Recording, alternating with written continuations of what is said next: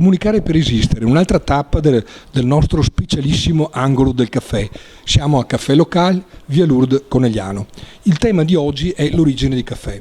Voi nella vostra presentazione 3 generazioni di torrefattori, no? Ecco, da dove viene il caffè e con quali criteri lo scegliete? Allora, il caffè segue un principio molto semplice, che è quello della ricerca dell'alta qualità.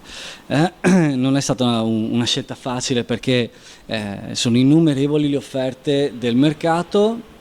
Mi sono indirizzato su 2 torrefazioni e delle collaborazioni con dei maestri torrefattori particolari che utilizzano dei caffè provenienti da, chiaramente parliamo di robusta e arabica, perché ogni miscela al suo interno ha 10-12 caffè di origini diverse. Quindi partiamo da Brasile, dove andiamo a utilizzare tecnicamente un Santos, quindi un Fancy Santos, un New York 2, quindi molto alta a livello qualitativo, con pochissime imperfezioni.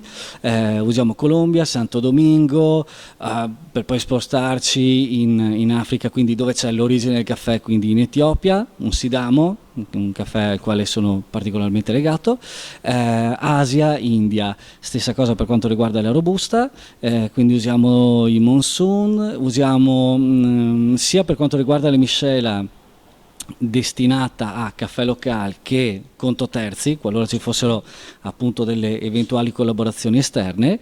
Offriamo sempre caffè selezionati di alto prestigio, perché hanno un crivello, quindi la grandezza del chicco ottimale, che è 16-18. Ecco, questo un pochino dal punto di vista Poi tecnico. tutto passa tramite Trieste o no, il mercato? Chiaramente passa tutto tramite Trieste, lì viene contrattato, viene fatto tutte le solite contrattazioni, dopodiché vengono scelte già l'origine, quindi parliamo di caffè lavati piuttosto che... però insomma... Lo parleremo in un altro appuntamento. Quindi diciamo così, la conoscenza sta alla base della scelta. La conoscenza, altrimenti siamo in un mondo di improvvisazione che oggigiorno la gente percepirebbe all'istante. Secondo te la scelta fatta per proporre Caffè Local, voi avete molto insistito sulla personalizzazione, no? La capacità di interpretare dei caffè che siano assolutamente adeguati al tipo di consumatore che si rivolge a voi. E questa è la scelta rivoluzionaria di Caffè Local. Sì, sicuramente sì, nel senso che offriamo diverse soluzioni, diverse miscele, punto di partenza, qualità, mi dispiace ripeterlo sempre, ma è proprio una questione sulla quale... Il principio è meglio essere chiari. E il principio è questo, qualità e possibilità proprio di offrire sia come Caffè Local che come conto terzi la personalizzazione del proprio prodotto, scegliendo tra 6-9 miscele che non hanno una presenza nel territorio adesso qua. Allora, questa è la seconda puntata, la terza puntata a domani, dove continueremo a raccontare il pianeta Caffè Local. Grazie a voi, al prossimo appuntamento. Arrivederci. I vagabondi del gusto sono arrivati alla pizzeria fuori orario, via Lourdes Conegliano. Meglio di così non poteva andare. Abbiamo l'Ilenia in via straordinaria, perché di solito vuole sempre che parli Salvatore, di solito, no? Ma dopo lo intervistiamo quando fa la pizza. Fuori orario, un po' di storia del locale intanto. Da quanto siete qua, cosa fate di bello e via. 20 anni quest'anno. Ma se ne hai 25 in tutto ne hai. Sì, Come è vero, fai? però io sono arrivata dopo. 20 anni quest'anno. Niente, Salvatore è il maestro della pizza, delle ricette. Aveva già cominciato in Aveva un'altra... cominciato prima, poi alla fine, tra varie vicissitudini, è arrivato a Conegliano e ha deciso di prendere questa pizzeria. Poi È rimasto da solo? Era in compagnia, poi è rimasto sì, da solo? all'inizio era in compagnia, poi è rimasto da solo e poi ha cambiato un po' il nome, mettendo fuori orario, perché fa la pizza fino a mezzanotte e quindi Siete si i lavora notturni tanto. della pizza, siete i notturni della Sì, pizza. e quindi la gente, i ragazzi che vanno, che fanno diciamo sport, che non mangiano prima, che vanno in piscina, palestra, allora dopo Hanno trovato la loro rotana. Sì, diciamo. vengono a mangiare la pizza a 10:30, 11 e quindi noi alla fine lavoriamo più con questi ragazzi che fanno in sport e arrivano dopo le 10, 10:30 e si Poi, fa insomma, c'è fino... un bel condimento di belle ragazze che non Sì, compresa te ragazze, ovviamente prima di ragazzi tutto. giovani, E quindi tutti questo è un'attrazione, sportivi, diciamo, tutti sportivi. dai, via. Qual è il segreto della pizza? Dopo la chiederemo anche a Salvatore, ma secondo te perché piace?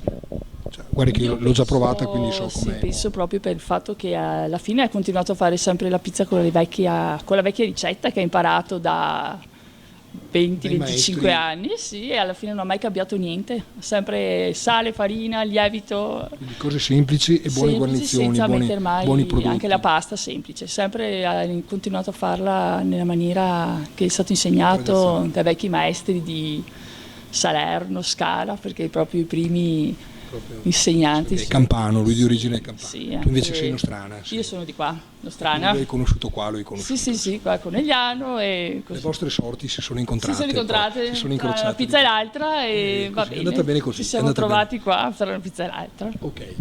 Poi c'è anche la cucina però, perché ieri ho mangiato, ho fatto i complimenti alla cuoca, credo c'è sempre il tocco, immagino si è di... nascosta. Sì, si è nascosta perché non vuole essere intervistata. Sì. Ho mangiato i tagliolini che erano una roba fantastica. La cucina, qual è la filosofia?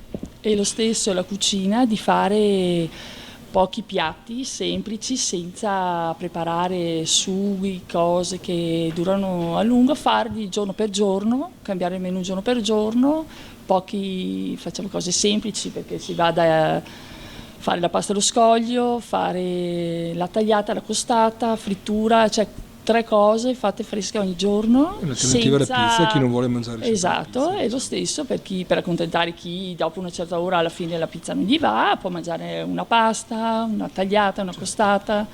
Quindi trovare una linea di cucina semplice. Semplice, pochi, facciamo infatti 3 primi, 3 secondi, però senza... Non è male, voglio dire. Sì, senza fatta al momento, senza dover preparare prima, fate tutto Poi, al momento diciamo, anche poi i il sughi. condimento, cioè buone birre, buoni vini e la simpatia. Quanto conta anche questa vostra capacità di coinvolgere il cliente? Sì, penso che conti, insomma, perché alla fine cerchiamo di coinvolgere anche i ragazzi come fosse in famiglia, che siano tutti a loro agio, alla fine di non entrare con l'etichetta.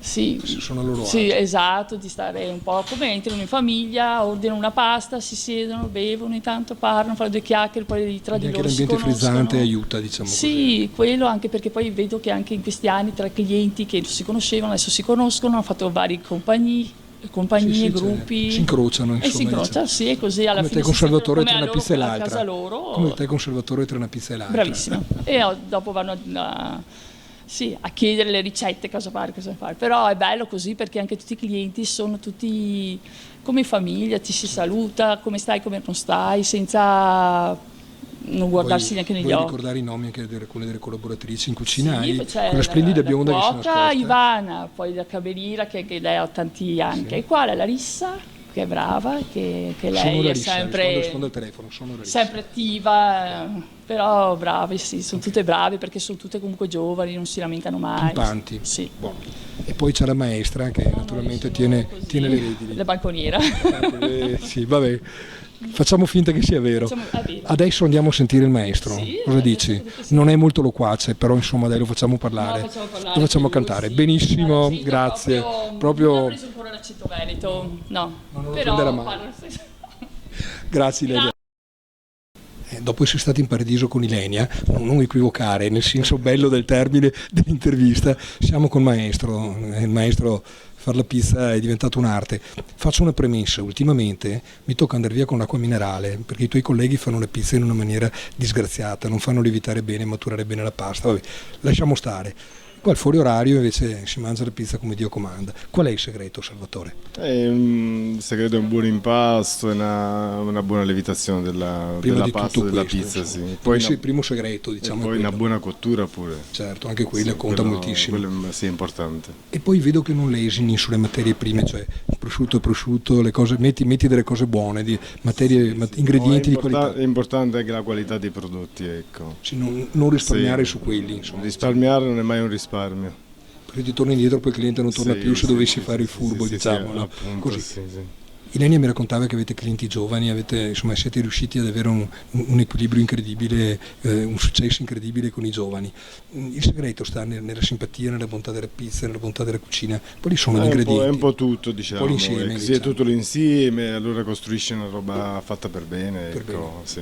Cioè, dimmi la verità, ma quanto conta Ilenia che è brava dietro al banco? Quanto conta? Conta abbastanza. Adesso si nasconde, ma insomma via, dai, facciamo finta che non ci senta, facciamo finta. Sì, ne conta abbastanza. Sono 20 anni ormai che batti saldo. 20 anni, sì. Che sei giovane, vuol dire, hai cominciato prestissimo. Sì, a 24 anni, 25. Eri già in battaglia. Sì. Tu sei arrivato a Conegliano, hai lavorato prima in altre pizzerie, prima di A arrivare. Conegliano nel 92 sono arrivato. Nel 92 e poi nel 95 abbiamo preso la pizzeria, questa qui. Quindi insomma sei cresciuto con la pizzeria, insomma, proprio nel vero senso della parola. Sì. Bene ragazzi, vi ricordate allora fuori orario, di pure l'indirizzo così solo. Fuori orario in via Lourdes a Conegliano, numero 39. In dentro, in mezzo al verde, tranquillo, bello, va bene, dove si mangia sia la pizza buona e la cucina, non molti piatti, ci ricordava Ilenia, sono testimoni. Ieri ho mangiato di tagliolini che erano una cosa, la fine del mondo, ho fatto i complimenti alla cuoca che non vuole essere intervistata. Cucina mediterranea. Non vuole farsi intervistare la cuoca, ma comunque la perdoniamo per stavolta. Grazie, al prossimo appuntamento. Arrivederci. Ci attendono queste 3 giornate in Istria, gli stati della comunicazione territoriale, con 10 paesi europei, 10 regioni italiane. Noi abbiamo invitato De Ricanto a raccontare la propria esperienza, no? Ti ci trovi in sintonia con questi discorsi che stiamo facendo, Deborah? Assolutamente sì, sono esattamente per quanto riguarda il prodotto nell'ottica dell'esperienza che noi vogliamo offrire. Anche l'esperienza dello street food è un'esperienza che si può offrire al turista internazionale che viene qui entusiasta di vivere questo tipo di momenti, di assaggiare prodotti proprio preparati in casa. Quindi va bene così. Un'altra delle esperienze su cui stai lavorando è quella sul Sile, ce ne vuoi parlare? Bellissimo. Già che ci siamo, scusa, bene parlarne. No, Sfruttiamo tutti gli spazi informativi. Sì. Ho collaborato in modo attivo e proattivo nella costruzione di questo video di promozione territoriale, che è straordinario perché ha visto l'unione di 10 comuni, che sono 10 comuni che gravitano attorno al Sile, che si sono messi insieme, hanno messo da parte tutte le velleità politiche e hanno deciso di promuovere un territorio, una destinazione turistica attraverso la produzione di un video e poi tutta la comunicazione che ci sarà. Sile, oasi d'acqua e di sapori, il sito è visitsile.it, anche se adesso lo stiamo rivedendo in modo importante, e appunto abbiamo avuto come testimonial Red Canzian e abbiamo proprio deciso di raccontare una giornata tipo di 3 tipologie di turisti diversi sul Sile, quindi dei ragazzi giovani sportivi, la classica famiglia e anche una coppia di signori agiati magari che vengono insomma dall'estero, proprio per far vedere quante cose si possono fare che magari il mare non offre, che la montagna non offre, che la collina e la campagna possono davvero. Firmeresti una petizione per abolire il parco del Sile insieme a noi? No, io qui non mi Non puoi esporti, dai, vabbè, io lo farei volentieri, cioè, sinceramente. Sì, ma non tocchiamo l'argomento. Però io posso dire, vivo qui, sono nata qui e ho vissuto e visto il territorio nel quale siamo inseriti con occhi diversi, proprio con gli occhi del turista, e ho visto posti straordinari. Benissimo, dai, giusto la nota positiva, dai. Io comunque risottolineo, bisognerebbe abolirlo, il parco, l'organo politico, voglio dire, non serve a niente, non serve. Comunque questo è un altro discorso, è un discorso lungo che non è il caso di... No, ma è bravissima, hai evitato la risposta, va bene così. Voglio dire, nessuno ti chiedeva competenza politico-partitica, voglio dire, no. Massimo, com'è sta cosa? Vi piace ospitare queste cose o una rottura di scatole in piena vendemmia? No, allora, lo spazio per questo tipo di iniziative si deve trovare, ma noi lo troviamo veramente con entusiasmo, perché è importante, per una consapevolezza di essere sulla strada buona, avere una conferma di realtà che non conoscevamo, perché ci stiamo veramente incontrando in questo momento qua, e vedere che c'è un... Lo scopo del mondo della comunicazione è fare rete, no? Perfetto, difatti... Insegna Barbara, voglio dire. Barbara, scusa, Deborah. Ecco, benissimo. Allora, è uno sbaglio autorizzato. Deborah. E quindi questo rafforza la nostra convinzione che la strada che abbiamo intrapreso è quella giusta, bisogna continuare ed allargare questa collaborazione qua, questa rete che si sta mettendo in piedi, perché da cosa nasce cosa, e le prospettive che intravedo adesso dopo essere stato all'Expo, voglio ribadirlo, sono veramente molto più presenti, molto più in grande, molto più vive di quanto lo erano prima. Sono passati i tempi che i nostri imprenditori ritenevano che parlare con i giornalisti era una perdita di tempo, secondo te? Stanno cominciando a capire che bisogna comunicare? Bah, io credo assolutamente di sì, non ero neanche consapevole del fatto che dicessero questo prima. Non si fa provocare, bravissima. Va bene. Beppi Marin, fine storico locale, ci ha portato un collega su Costa Bassa e Costa Alta, vero il dottor? Palugan. Sì. Dottore, noi stiamo facendo una bella iniziativa a Conegliano e volevamo sapere qualcosa, siccome abbiamo trovato una caffetteria che si chiama Costa Bassa, non si chiama, no? Sì. Volevamo sapere Costa Alta, io Costa Alta mi ricordo perché mi sono sposato nella chiesetta, 40 anni che sta donna mi sopporta, va bene, questo è un altro discorso, proprio lunedì. Costa Bassa e Costa Alta, alcune notazioni storiche sulle realtà. Allora, Costa Alta, diciamo, è lì che è nata la comunità che ha una storia veramente complessa, perché i primi abitatori di Costa Alta sono stati della gente che apparteneva alla cultura, diciamo, alla cultura del bronzo recente, ma adesso spiego bene cosa vuol dire. Vuol dire 13 secoli prima di Cristo, 1300 anni prima di Cristo. La documentazione c'è molto precisa, la troviamo all'interno del museo del Castello di Conegliano. Sono ritrovamenti ceramici, cioè frammenti di vasi, di cocci, di 1300 anni prima di Cristo, e frammenti di vasi, cocci, di recipienti per contenere il cibo, oppure non so, per le derrate alimentari, la conservazione delle derrate alimentari. Cosa facevano sti qua lassù?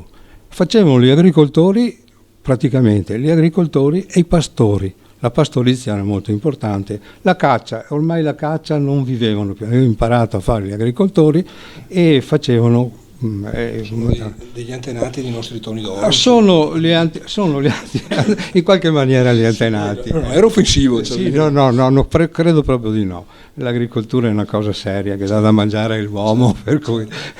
Allora, diciamo che chi ha continuato la vita lassù? Beh, c'è un periodo in cui si conosce molto poco, che è il periodo degli antichi abitatori del Veneto, i venetici, ecco, e poi la civiltà romana. Di questo periodo si è stato trovato pochissimo, un po' di silenzio. C'è qualche moneta saltata fuori lavorando i campi, ma molto poco. Perché? Perché soprattutto ai romani interessava coltivare la pianura. Per produrre che cosa? Il frumento e altre cose che hanno a che fare, il miglio, l'orzo, perché erano importanti per l'impero. Ecco. Allora, di quel periodo lì abbiamo poco. Le prime testimonianze medievali sono del XIII secolo, parliamo del 1200, e sono documenti in pergamena conservati nel Museo di Conegliano. No, il Museo di Conegliano, l'Archivio Storico di Conegliano, che è un archivio molto importante, molto importante. Sono documenti del 1200 che parlano di trasferimenti di poderi agricoli, di soccida, venivano affidate le pecore ad altri che le pascolavano. Sì, problemi di rapporti. Ecco, sì. E da questi documenti si può ricavare anche come viveva anche questa gente. Viveva di agricoltura. La vite era molto diffusa, perché quando definiscono i confini o quando definiscono com'è l'appezzamento di terra che viene venduto o scambiato, parlano sempre dei confini, di cosa c'era dentro a questi confini. Allora prati, terra con vite, ecco. Lei, perché devo dare spazio. No, grazie, perché nelle nostre trasmissioni non mi piace, speriamo, dopo lo riprendiamo il discorso. Ok, no, ma è importante. Beppi, come mai un'impresa come Linda, un'impresa di servizi come Linda, quindi un'azienda che produce servizi avanzati per l'ambiente, per la pulizia, eccetera, partecipa a progetti come questo? Perché i clienti nostri possono essere anche questi, no? Se noi facciamo disinfezione, deratizzazione, pulizia varie, chiaramente credo che tutti abbiano bisogno di questi servizi oggi come oggi, giusto? E quindi voglio dire, tu dici, fa parte del DNA delle culture d'impresa impegnarsi in progetti culturalmente avanzati? Sì, vorrei dire che anche per esempio nel campo del vino nessuno sa, per esempio, perché qui non c'è ancora la cultura del vin santo, c'era ma è stata perduta, purtroppo è stata perduta perché adesso... C'era però? Sì, c'era, è rimasto qualche lacerto in zona Montaner e dopo è stata veramente perduta. E il problema è quello di conservare l'uva, giusto, durante l'inverno. Oggi ci sono sistemi molto moderni, più moderni, per evitare che marcisca, che possa arrivare alla torchiatura. Il problema è un sistema con l'ozono, ossigeno tripleto si dice, no? Il quale distrugge muffe, microbi, virus e tutto quanto, quindi conserva perfettamente l'uva e non occorre stare lì a fare varie... C'è una provocazione questa da girare ai nostri amici viticoltori, che magari amanti della tradizione forse storceranno un po' il naso. Appunto, questa tecnologia possiamo insegnargliela a noi e dargliela a noi, capisci? Questo... Okay. Scusate un secondo, dopo Gianni mi fai il commento finale perché sei l'esperto di turno, quindi alla fine mi devi fare tutto il commento finale. Mi tocca perché se no per cosa ti ho invitato, voglio dire, no? Allora, come no, ti hanno invitato loro che è la stessa cosa. Allora, Fabio, cosa vuol dire comunicare per un'azienda piccola ma forte che punta sull'innovazione e sulla qualità? È fondamentale, è il centro di tutto. Noi, per quanto concerne il nostro prodotto, sposiamo la filosofia del caffè, ossia chiedere a una qualsiasi persona di darci la fiducia, di concederci il suo tempo per assaggiare un prodotto di qualità. È comunicazione. La difficoltà con i bestioni che ci sono nel settore, che possono essere insidiosi, no? Cos'è che differenzia di più e qual è il messaggio che passa? La differenza è il nome che da anni c'è e anche l'abitudine, la consuetudine a bere determinati tipi di caffè piuttosto che altre bevande, e arrivare con un prodotto che non stona ma comunque fuori dal coro, a dire provatelo, io ci metto la faccia, perché comunque Caffè Local è un marchio mio, del mio socio, per cui anche se c'è l'alberello in realtà sono le nostre facce, e diciamo noi mettiamo questo, siamo sicuri della qualità. Fermati qua, benissimo, ci metto la faccia, dopo chiederemo a Deborah cosa vuol dire piccolo, se piccolo è bello, se è ancora vero, diciamo così, no? Perché effettivamente questo poi alla fine. Cosa ti aspetti dal progetto che state facendo? Ma sicuramente un recupero innanzitutto proprio dell'aspetto artigianale, voglio dire, di questo superamento, come si diceva con Fabio, anche della visione commerciale, degli ipermercati, di un ritorno anche alla nostra terra, ai prodotti della nostra terra, a un uso anche proprio di scelta, voglio dire, di qualità. Sono d'accordo con Fabio, insomma, che non sia un discorso solo commerciale. Ed eventualmente anche, come sentivo prima, allargare anche ai turisti. Conegliano potrebbe essere un polo di richiamo per il vino, per recuperare anche sapori nostri, oltre che di vini, appunto, di storie, il radicchio che tra poco uscirà, voglio dire, quindi inserire anche in una degustazione, per esempio, le visite, quindi un recupero. L'idea dello street food è eccezionale, guarda, insistete su quella che secondo me è veramente eccezionale. Chi te l'ha fatto fare di fare queste cose come Beccaro? Non ce ne sono tante di macellerie che stanno facendo le cose che stai facendo te. Come dicevo oggi a te, è dal 1961 che ha iniziato mio nonno, quindi questo era un po' il mio destino.